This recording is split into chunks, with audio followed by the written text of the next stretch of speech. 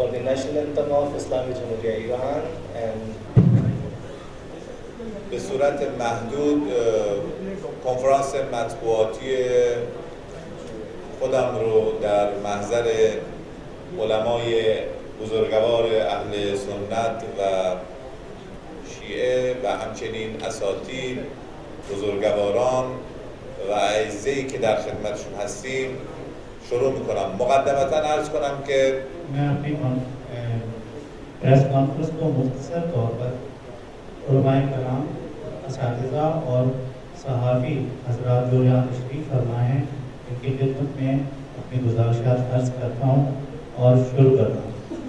بهتر از من واقفید که بعد از پیروزی انقلاب اسلامی ایران به ابتکار حضرت امام خمینی رحمت الله علیه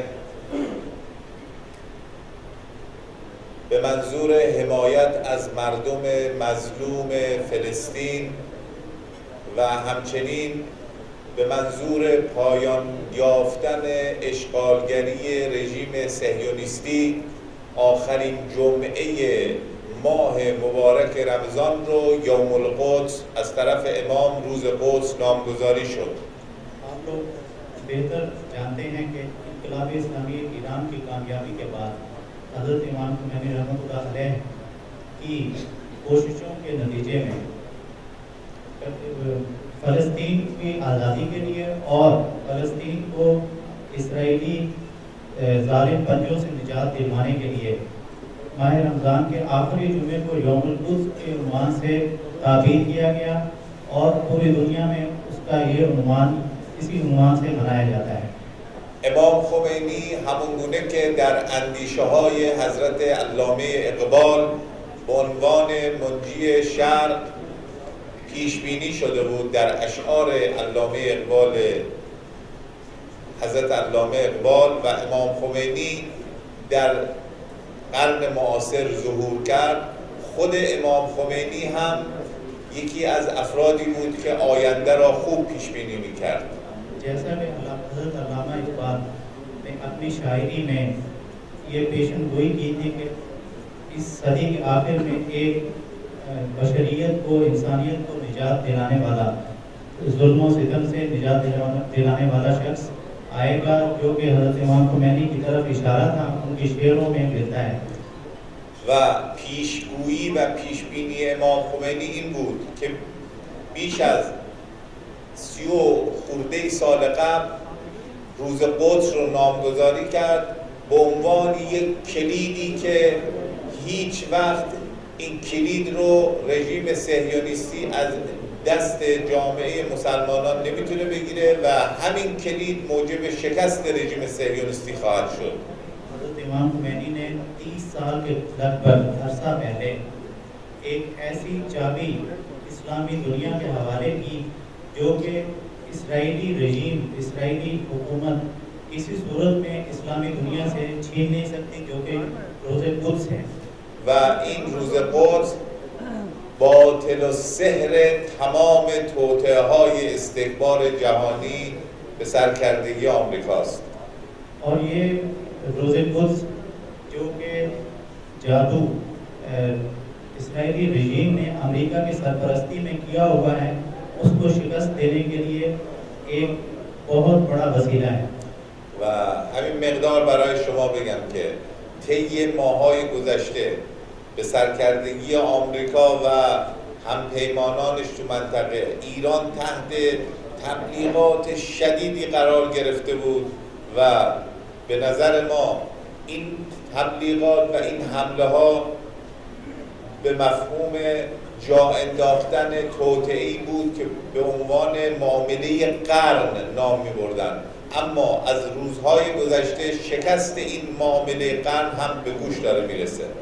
ये जो साजिश अमेरिका की सरपरस्ती में की गई, इसको इस सदी के मामले के नाम से इसका उन्वान दिया गया और ये पिछले कुछ माह से ईरान के खिलाफ बहुत मनफी प्रोपेगेंडा किया गया और जो कि कल की डेवलपमेंट के तौर पे आप देख सकते हैं, उसको एनालाइज कर सकते हैं कि ये अपनी शिकस्त को पहुंच गई है.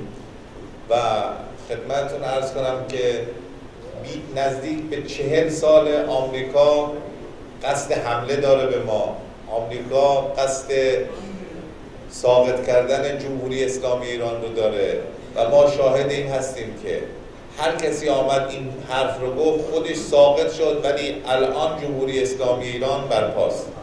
अमेरिका 40 साल हो चुके हैं कि जमहूरी इस्लामी ईरान को शिकस्त देने के लिए और उसको सफा हस्ती से मिटाने के पर तुला हुआ है, लेकिन जो भी इस काम में उसका साथी बना है वो सफा हस्ती से मिट गया। به هر حال جمهوری اسلامی ایران به واسطه همسایه‌های بسیار خوب و همپیمان همچو پاکستان انشاءالله آینده خوبی رو در منطقه رقم خواهد زد. जमहूरी इस्लामी ईरान अपने अच्छे हमसायों जैसे कि पाकिस्तान है उनकी मदद और हिमायत से इस खित्ते के सरनविश्त और इसकी किस्मत बहुत अच्छी किस्मत का फैसला इंशाअल्लाह आने वाले दिनों में करेगा و انشاءالله شما بزرگواران فردا شاهد این خواهید بود که در سراسر عالم مسلمانان یک صدا نابودی رژیم صهیونیستی و همچنین پایداری مردم مظلوم فلسطین رو فریاد خواهند زد. आप लोग इंशाअल्लाह देखेंगे, इस चीज़ का मुशाहिदा करेंगे कि आने वाले दिनों में इस दुनिया के और इस खित्ते के मुसलमान और लोग एक आवाज़ होकर इसराइली रजीम के खात्मे के लिए आवाज़ बुलंद करेंगे और अपनी कोशिशों को जारी रखेंगे।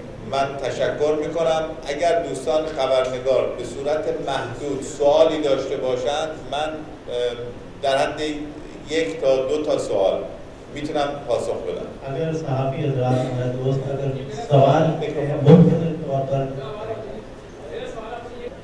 به هر حال کشورهای حوزه خلیج فارس و کشور عربستان همسایه ماست. ما در فارسی یک ضرب المثلی داریم، میگیم که اگر گوشت هم رو بخوریم استخون هم رو دور نمیندازیم. हमारे हमसाया ममालिक अरब ममालिक वो सब हमारे हमसाए हैं, हमारे दोस्त हैं। हम फारसी में एक ज़रूर मसल है कि अगर हम हमसाए के तौर पर एक दूसरे का गोश्त खाएं तो हड्डियों को दूर नहीं फेंकेंगे। به هر حال اجار صحبتدار ما عربستان همسایه ماست در حوزه خلیج فارس. این آمریکاست که بایستی که این منطقه رو ترک کنه بره، ولی ایران، عربستان و بقیه در این منطقه ماندنی هستند. पर्शियन गल्फ में सऊदी अरब हमारा हमसाया है और हमने सऊदी अरब के साथ मिल के रहना है। अमेरिका है और वो दूसरी कुव्वतें हैं जिनको यहाँ से जाना होगा। ما تلاش میکنیم که عربستان سعودی انشاءالله از این مسیری که انتخاب کرده برگرده و ما همیشه دستمون برای دوستی و مودت به روی کشورهای همسایه درازه. हमारी कोशिश होगी, सऊदी अरब ने जो ये कोशिश की है ये इस कोशिश से पीछे हटे, हम उसको कायल करेंगे और हम अपनी दोस्ती का और ताउन का हाथ उनकी तरफ बढ़ाएंगे ताकि ये खित्ता अमन और तरक्की की तरफ चल सके। من پوزش می‌طلبم، ظاهراً موقع افطاره. دوستان اگر मैं माज़रत चाहता हूँ कि इफ्तार का वक्त है, افطارشون هم بکنن. سوال بعدی. इफ्तार के बाद आप सवालात कर सकते हैं। سوال بعدی. अभी सवाल करें, تشکر. شکریه. تمام. अगर कोई सवाल है तो करें। तो सर تایم اوور؟ سلات. اوکی.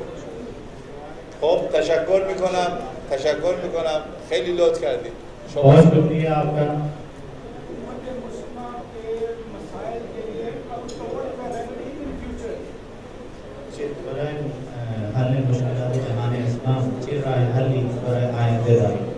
حل مشکل جهان اسلام در قرآن آمده و اعتصموا بحبل الله جمیعا ولا تفرقوا. کلید اصلی در وحدت هر کاری که موجب تفرقه و انشقاق جامعه مسلمانان بشه مردوده. कुरान ने मुसलमानों के मसाइल का हल बता दिया है, वो इत्तेहाद है। बहुत आसिम बिहम्दिल्लाह जमीअन, अल्लाह की रस्सी को मजबूत से थामे रखो। من تشکر میکنم، خیلی بزرگواری و لطف کردید. आप लोगों ने बहुत मेहरबानी की, तशरीफ लाए, आपका शुक्रिया.